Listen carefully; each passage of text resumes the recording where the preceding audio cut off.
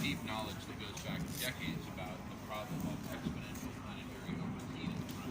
And it's not climate change, it's global warming. The planet is getting hotter as a whole. More energy is being generated. Exactly. And so as an engineer, it's my training and my career to find solutions to problems, right?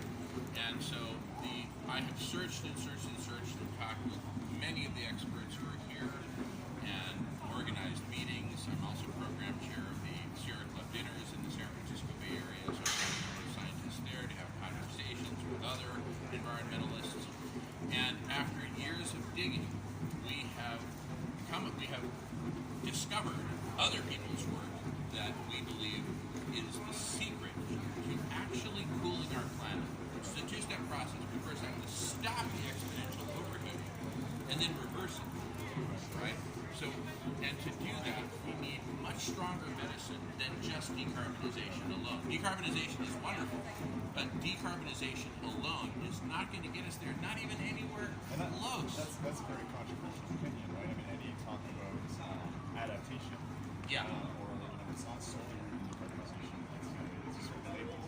Yeah. I mean, in terms of engineering, it's very interesting because I find, as you're saying, engineers are very problem-oriented. Yeah. And almost like the more problems there are, the harder it is to solve. They get this sick rush up on that, right? Yeah. And so I think it's interesting, like, talking about pragmatics, right?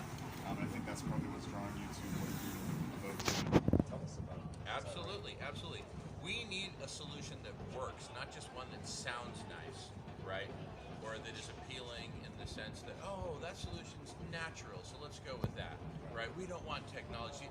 Geoengineering has gotten quite a bad name, and it's a baby in the bathwater thing. And the reality is there's a lot of sneaky turds floating in that bathwater, and so there's an inclination to, well, let's just throw out everything. Or like CO2 emissions are geoengineering. Well, Can you look at it that's a really good point.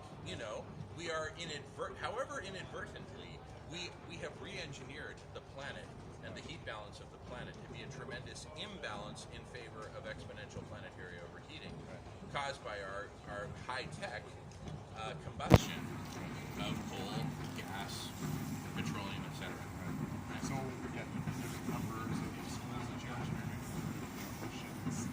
Yes. Are you kind of all of the above or on geoengineering? Are there certain aspects that are more beneficial, less harmful, less likely? So I'm certainly open to analyzing any solution and then determining just on its merits, right, both its intended consequences and its unintended consequences, right? There's really two ways that we can do geoengineering, and I think both are actually valid. One is, like you said, about, for example, supplementing the iron content of the oceans to promote phytoplankton growth, to promote the absorption of carbon, deacidification. That's all. I'm in favor of that one, for example. The other whole side of it is solar radiation management, right? Increasing the albedo or reflectivity of the planet as a whole. Which we're going in the wrong direction on the melting of the ice caps. Absolutely. No, listen. We are at a point where the planet is overheating at a rate of hundreds of boops per year. Now, what's a boop? A boop, and this came out of research done by BP, hence the name boop. One boop is the total amount of energy consumed by humanity in 1 year in all forms: wind, solar, burning gasoline, coal, burning dung, burning firewood, and all the above. That's one boop. So it's a lot of energy. Okay. So global primary energy is megawatts is one boop. I like this term. Yeah. It came out of extensive research by BP. It makes sense there. So we're adding how many boops? Just by on the order of two or 300 per year. Okay. I mean, if we were adding one boop of net accumulated energy, it would be a big deal. So I'm guessing you're not a huge proponent of carbon capture and sequestration as a practical engineer. Oh, no. I'm all in favor of carbon capture. Do you think that's practical if we're putting 20 boops in the air, that we can have the energy to recapture those 20 boops in infrastructure to reverse that whole process that gives us the benefits of energy, but actually this case would suck energy off the climate? But I mean, is that something as an engineer you feel is practical, or do you have a more serious solution? And then we're going to talk about, I think you're mostly into solar radiation. You have a great board here. I'm going to do rapid fire with you. Absolutely. And you're going to give me all the drawbacks of your answers to that. Absolutely. So first off, practicality of carbon capture. Is that what you're about, or? No. Listen, I'm totally supportive of carbon capture and sequestration. Right now, we don't have anywhere near the technology to do that in any kind of a scalable way. We have to be clear on that.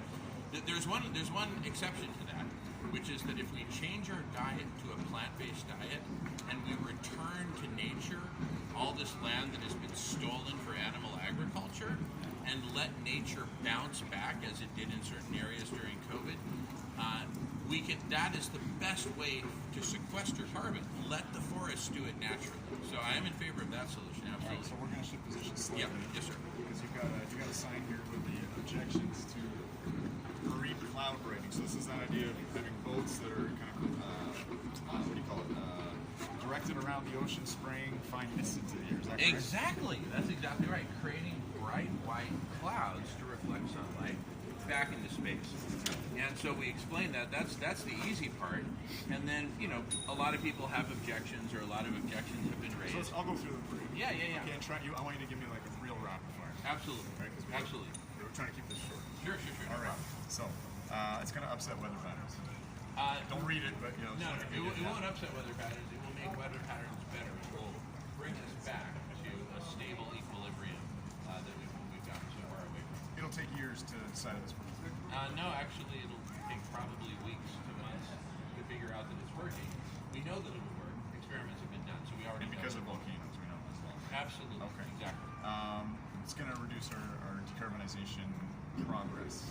Well, that's up to us, right? I mean, just because I have a solution to put out a house that's on fire that got started by kids playing with matches doesn't mean that it's going to reduce that's going to reduce the incentive for kids not to play with matches. I mean, it's ridiculous. All right. We need to be responsible. Keep going here, rapid fire. Yeah. This one I've heard before, and it was quite worrisome to me, but sudden termination of this thing for whatever reason is politically blocked, etc. And the carbon's still there, and we have this huge rebound effect. First, just tell me what that rebound effect is, and if you are not worried about it. Yeah, well, first of all, I'm not worried about it because the hard part is getting the technology completed so that we can roll out the marine cloud brightening solution. Once we have the solution, maintaining it is trivial compared to the investment. So there is really minimal termination shock risk in the first place. So quick aside then, in terms of practicality, how many boats, Yeah. how much is each boat, what percentage of Yeah. GDP is the solution? Yeah, great questions. So the number of vessels, and this is the District Professor Stephen Salter, University of Edinburgh. That's right, and a brilliant Scotsman.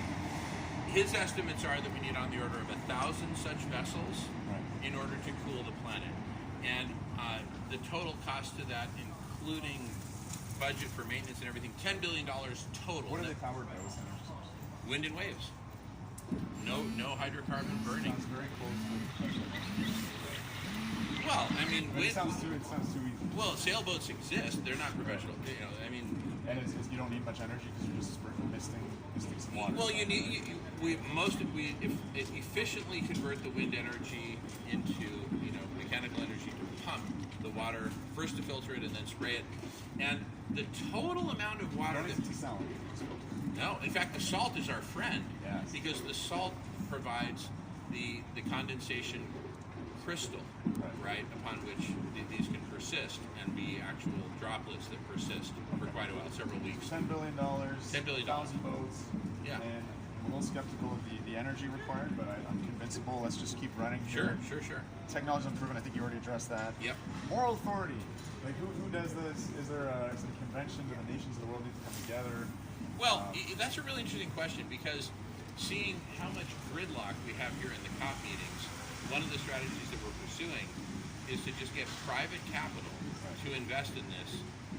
Definitely make it all public, but don't go around trying to convince people who aren't willing to be convinced. Just raise the money and just do it, right? When should we start? Because with this albedo effect, as we were saying, as the ice caps shrink, as the glaciers, the Antarctic glaciers start to fall into the ocean, it starts to run into some runaway positive feedback loop. So absolutely, do we wait till we hit 1.5 degrees? Do we start right now? Do we build these boats right now?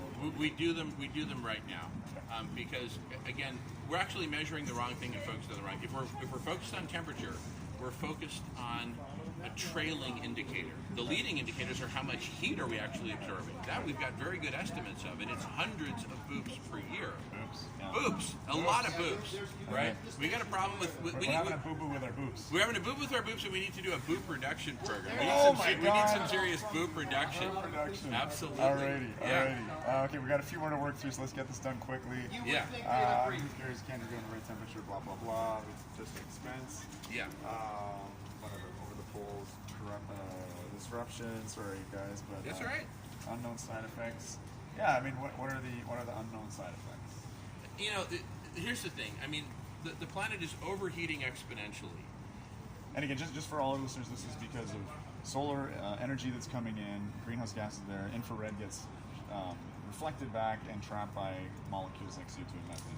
Exactly. Blah, blah, blah. And it's like you said in boops, you can measure. It seems like that's a really convenient unit of measurement for you because rather than like watts per square meter, I like it. You can get your head around a boop. Exactly. And a boop, boo-boo, and a boop reduction. That's exactly right. All right. Yeah. Cool. I think we'll leave it there. I mean, this has been very interesting. Again, we're talking with. Sure, go ahead. I mean, it's Jamie Shively, just for those who are jumping on right now. Jamen Shively, at your service. Okay, so Darth Vader. Yes, sir. Why Darth Vader? For two reasons. Number one, it gets everyone's heads turning. What the heck is going on here, right? And then I combine that with singing Spanish love songs, and it's like, whoa, right? And it gets their attention, and then they say, okay, what the heck is this guy here for, right? But another reason is that Darth Vader symbolizes just this terminal evil, this extreme evil and greed and hoarding, and we can have all the power, right? Which is, one of our root problems that's causing all this. And so for both those reasons, and, it just gets people curious. Yeah, and it's a lot of fun. Have you ever been inside Cop? No, I haven't been inside Cop. Would you prefer to be inside? No, I'd prefer to be outside. Because here we're totally unconstrained, we're totally free, and we're able to really get radical and have just free-flowing conversations out in the open air. Yeah, I just love it out here. Okay. Another one is just the law of unintended consequences. Yeah. So just almost every human intervention always produces things that the person who's doing it doesn't expect are going to happen, right? Well, in this case, a good analogy would be a house is on fire, there's kids in the attic. If we put out the fire, what are the unintended consequences? Well, one of those kids in the attic could grow up to be an axe murderer, right? So, I mean, if we do nothing, there will be a consequence that we're all going to die. Right. If we put out the fire, we have a chance to live, and when we live, well, there's all kinds of unintended consequences to living, right?